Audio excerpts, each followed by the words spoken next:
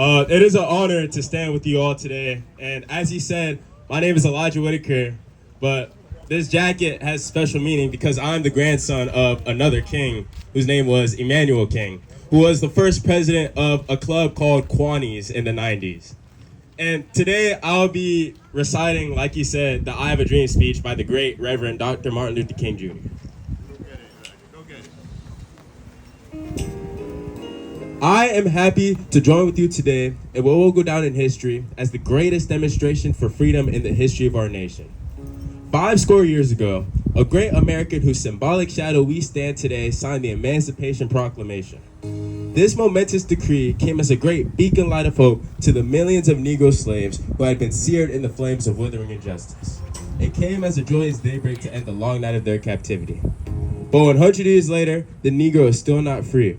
100 years later, the life of the Negro is still crippled by the manacles of segregation and the chains of discrimination. 100 years later, the Negro lives on a small island of poverty in the midst of a vast ocean of material prosperity. 100 years later, the Negro finds himself languished in the corners of the American society and finds himself in exile in his own land. We come here today to dramatize the shameful condition. In a sense, we've come to our nation's capital to cash a check. When the architects of our republic wrote the magnificent words of the Constitution and the Declaration of Independence, they were signing a promissory note in which all men were to fall heir. This note was a promise that all men, yes, black men as well as white men, would be guaranteed the unalienable rights of life, liberty, and the pursuit of happiness. It is obvious today that America has defaulted on this promissory note. Insofar as her citizens of color are concerned, instead of honoring this sacred obligation, America has decided to give the Negro people a bad check, a check which has come back marked insufficient funds. But we refuse to believe that the Bank of Justice is bankrupt. We refuse to believe that there are insufficient funds in the great vaults of opportunity in our nation. And so we've come to cash a check that will give us upon demand the riches of freedom and the security of justice. We come to this hollow spot to remind America of the fierce urgency of now. Now is not the time to take in the tranquilizing drug of gradualism or take in the luxury of cooling off. Now is the time to make real the promise of democracy. Now is the time to rise up from the dark and desolate valley of despair to the stone-lit path of racial justice.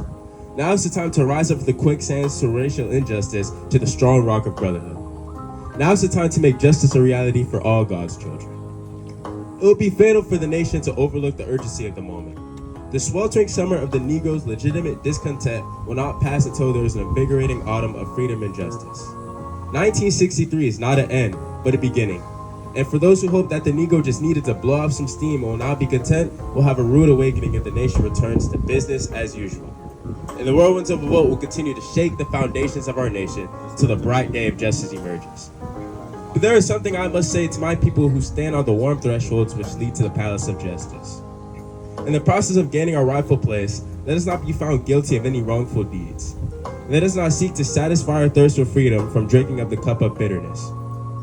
We must forever conduct our struggles to the highest plane of dignity and discipline again and again.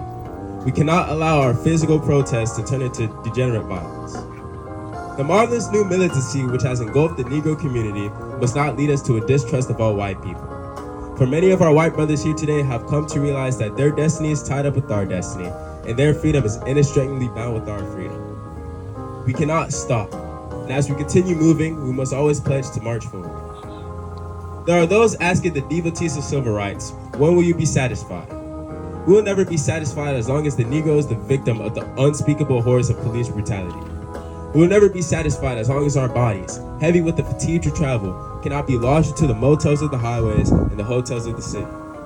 We cannot be satisfied as long as our children are robbed of their selfhood and stripped of their dignity, staring at signs stating white only. We cannot be satisfied as long as the Negro's basic mobility is from a small ghetto to a larger one. We cannot be satisfied as long as a Negro in Mississippi cannot vote and a Negro in New York has nothing to believe he can vote for. No. We are not satisfied, and we will never be satisfied until justice rolls down like water and righteousness like a mighty stream. I am not unmindful that some of you have come here out of great trials and tribulations. I say to you today, my friends, in spite of all the difficulties and frustrations of the moment, I still have a dream. It is a dream deeply rooted in the American dream. I have a dream that one day this nation will rise up and live out the true meaning of its creed. We hold these truths to be self-evident that all men are created equal. I have a dream that one day on the red hills of Georgia, sons of former slaves and sons of former slave owners will be able to sit down together at the table of brotherhood. I have a dream that one day down in Mississippi, a state sweltering with the heat of injustice, sweltering with the heat of oppression, will one day be transformed into an oasis of freedom and justice. I have a dream that my 4 little children will one day live in a nation where they will not be judged by the color of their skin, but by the content of their character. I have a dream today.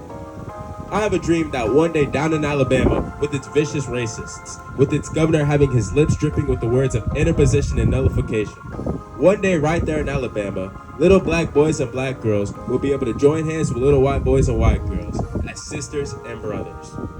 I have a dream that one day every valley shall be exalted and every hill and mountain shall be made low. The rough places shall be made plain and the crooked places shall be made straight. And the glory of the Lord shall be revealed, and all flesh shall witness it together. This is our hope. This is the faith that I go back to the South with. With this faith, we will be able to hew out of the mountain of despair a stone of hope. With this faith, we'll be able to transform the jangling discords of our nation into a beautiful symphony of brotherhood. With this faith, we'll be able to work together, to pray together, to struggle together, to go to jail together, to stand up for freedom together, knowing that we will be free one day. And this will be the day when all God's children will be able to sing with new meaning. My country, 'tis of thee, sweet land of liberty of thee I sing. Land where my fathers died, land of the pilgrim's pride. From every mountainside, let freedom ring. And if America is to become a great nation, this must become true. And so, let freedom ring from the prodigious hilltops of New Hampshire. Let freedom ring from the mighty mountains of New York. Let freedom ring from the snow-capped Rockies of Colorado. Let freedom ring from the curvaceous slopes of California. But not only that, let freedom ring from Stone Mountain, Georgia. Let freedom ring from Lookout Mountain, Tennessee. Let freedom ring from every hill and molehill of Mississippi. From every mountainside, let freedom ring. And when this happens, when we let freedom ring, when we let it ring from every village to every hamlet, from every state to every city, we will be able to speed up the day when all God's children, black men, white men, Jews and Gentiles, Protestants and Catholics, will be able to join hands in singing the words of the old Negro spiritual. Free at last, free at last. Thank God Almighty, we are free at last. Thank you.